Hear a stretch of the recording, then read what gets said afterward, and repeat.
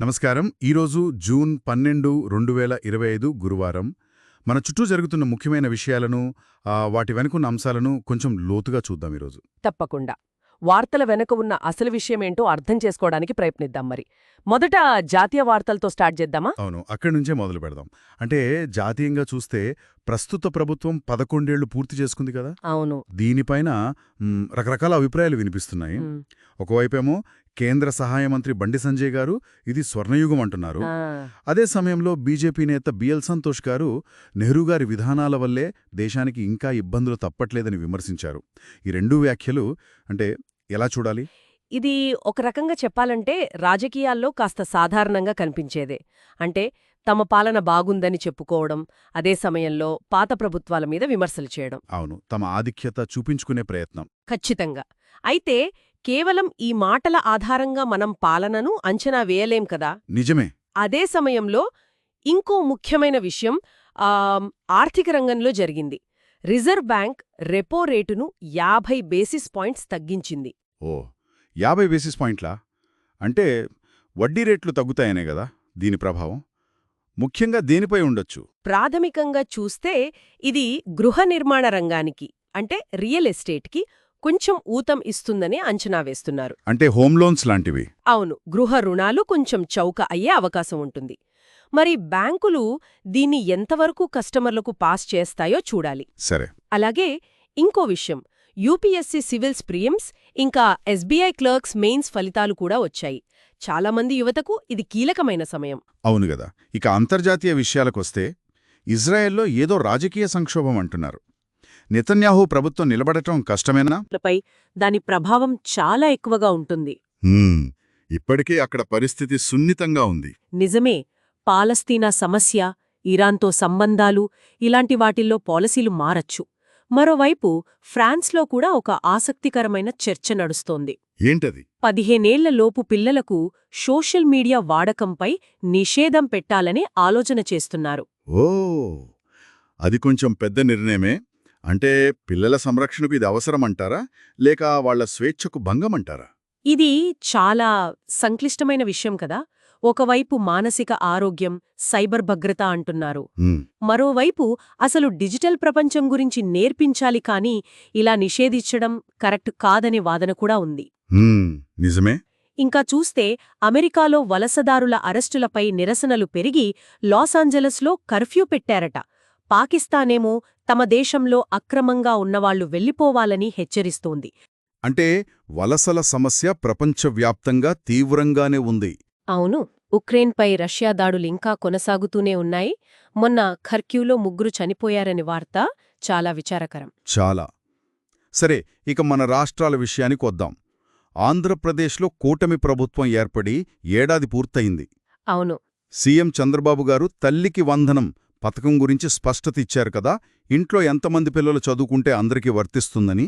ఇది ముఖ్యంగా ఎక్కువ మంది పిల్లలున్న కుటుంబాలకు, అంటే పేద మధ్యతరగతి వారికి కాస్త ఊరటనిచ్చే విషయమే. అవును, ఆర్థికంగా కొంత భారం తగ్గుతుంది. ఖచ్చితంగా. అయితే పథకం అమలు ఎలా చేస్తారు, నిధులు ఎలా కేటాయిస్తారనేది ముఖ్యం. అది చూడాలి. మరోవైపు అమరావతి మహిళలపై వ్యాఖ్యల కేసులో జర్నలిస్ట్ కృష్ణంరాజు అరెస్టయ్యారు. దీనిపై మహిళా కమిషన్, ఎన్హెచ్ఆర్సీ కూడా స్పందించాయి. ఇది మీడియా బాధ్యత, అంటే వాక్ స్వాతంత్రం హద్దుల గురించి మళ్లీ చర్చను లేవనెత్తింది. నిజమే. ఇంకా రాష్ట్రంలో ఇవాల్టి నుంచి స్కూల్స్ మళ్లీ మొదలయ్యాయి. కొత్త సంస్కరణలు కూడా అమలు చేస్తున్నారట. సరే, నాగార్జున సాగర్ కుడికాలువపై ఏపీ మళ్లీ నియంత్రణ తీసుకోవడం కూడా ఒక కీలక పరిణామమే కదా. అవును, అది కూడా ముఖ్యమైన విషయమే. ఇక తెలంగాణకొస్తే అక్కడ రాబోయే 4 రోజులు భారీ వర్షాలు పడతాయని హెచ్చరించారు. అవును, వాతావరణ శాఖ హెచ్చరిక జారీ చేసింది. మరోవైపు కాళేశ్వరం ప్రాజెక్టుపై విచారణ జరుగుతోంది గదా. మాజీ సీఎం కేసీఆర్ గారు కమిషన్కు వాంగ్మూలమిచ్చారట. ప్రభుత్వ ఆమోదంతోనే పనులు జరిగాయని చెప్పినట్లున్నారు. ఇది కేసుని ఎలా ప్రభావితం చేస్తుంది? కేసీఆర్ గారి వాంగ్మూలం విచారణలో చాలా కీలకమవుతుంది. అంటే ప్రాజెక్టు డిజైన్, అంచనాలు, నిర్మాణంలో అప్పటి ప్రభుత్వ పెద్దల పాత్ర ఎంతవరకు ఉందనే దానిపై ఇది కొంత స్పష్టత ఇస్తుంది. మరి కమిషన్ దీన్ని ఎలా తీసుకుంటుందో చూడాలి. అవును. అదే సమయంలో హైదరాబాద్లో కేపీహెచ్బీ స్థలాల వేలంలో గజం ధర రికార్డు స్థాయిలో అంటే దాదాపు 2.98 లక్షలు పలికిందట. అమ్మో, హైదరాబాద్ రియల్ ఎస్టేట్ మార్కెట్ ఇంకా బలంగానే ఉందన్నమాట. అలాగే కనిపిస్తోంది. ఇంకా కొత్త మంత్రులకు శాఖలు కేటాయించారు. సింగర్ మంగ్లీ బర్త్డే పార్టీ వివాదంపై ఆమె స్పందించారు. ఫోన్ ట్యాపింగ్ కేసు విచారణ కూడా కొనసాగుతోంది. ఇవన్నీ తాజా పరిణామాలు. సరే, స్టాక్ మార్కెట్ గురించి ఒక్క మాటలో చెప్పాలంటే రెపోరేట్ తగ్గింపు కొంచెం పాజిటివ్గా ఉంటుందనుకోవచ్చా, ముఖ్యంగా రియల్ ఎస్టేట్ బ్యాంకింగ్ షేర్లకు? అవకాశముంది. కాని మార్కెట్ను ప్రభావితం చేసేవి చాలా అంశాలుంటాయి కదా, కేవలం రేట్ల తగ్గింపు ఒక్కటే సరిపోదు. నిజమే, గ్లోబల్ మార్కెట్లు, పెట్టుబడిదారుల సెంటిమెంట్ ఇవన్నీ ఉంటాయి. అవును. చివరగా స్పోర్ట్స్ విషయాలు. లార్డ్స్లో టెస్ట్ ఛాంపియన్షిప్ ఫైనల్ జరుగుతోంది. తొలి రోజే బౌలర్ల హవా నడిచిందట, 14 వికెట్లు పడ్డాయంటున్నారు. అవును.